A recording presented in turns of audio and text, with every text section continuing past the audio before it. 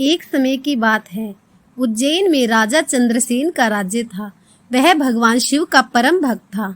शिव गणों में मुख्य मणिभद्र नामक गण उनका मित्र था। एक बार मणिभद्र ने राजा चंद्रसेन को एक अत्यंत तेजोमयी चिंतामणि प्रदान की। चंद्रसेन ने इसे गले में धारण किया तो उसका प्रभामंडल तो जगमगा ही उठा, साथ ही दूर दूर के देशों में उसकी यश कीर्ति बढ़ने लगी। उस मणि को प्राप्त करने के लिए दूसरे राजाओं ने प्रयास आरंभ किया। कुछ ने प्रत्यक्ष मांग की, कुछ ने विनती की। क्योंकि वह राजा की अत्यंत प्रिय वस्तु थी, अतः राजा ने वह मणि किसी को नहीं दी। अंततः उन पर मणि आकांक्षी राजाओं ने आक्रमण कर दिया।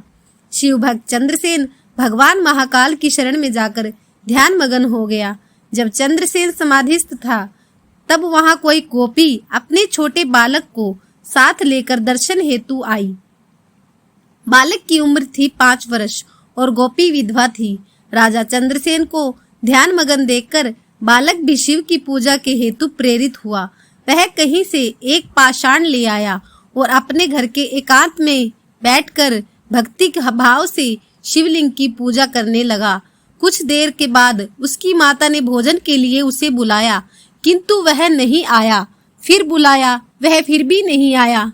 माता स्वयं बुलाने आई तो उसने देखा बालक ध्यान मगन बैठा है और उसकी आवाज सुन नहीं रहा है। तब क्रोधित हो रही माता ने उस बालक को पीटना शुरू कर दिया और समस्त पूजा की सामग्री उठाकर फेंक दी। ध्यान से मुक्त होकर बालक चेतना में आया तो उसे अपनी पूजा को नष्ट देखकर बहुत दुख हुआ। अचानक उसकी व्यथा की गहराई से चमत्कार हुआ।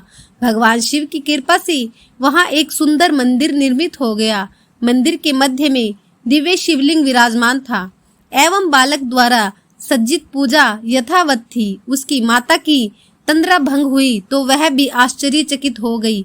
राजा चंद्रसेन को जब शिवजी की अनन्य कृपा से घटित इस घटना की जानकारी मिली तो वह भी उस शिव भक्त बालक से मिलने पहुंचा।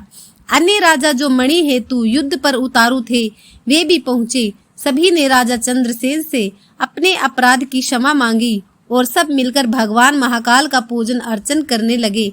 तभी वहां राम भक्त श्री हनुमान जी अवतरित हुए और उन्होंने गोप बालक को गोद में बिठाकर सभी राजाओं और उपस्थित जन समुदाय को संबोधित किया।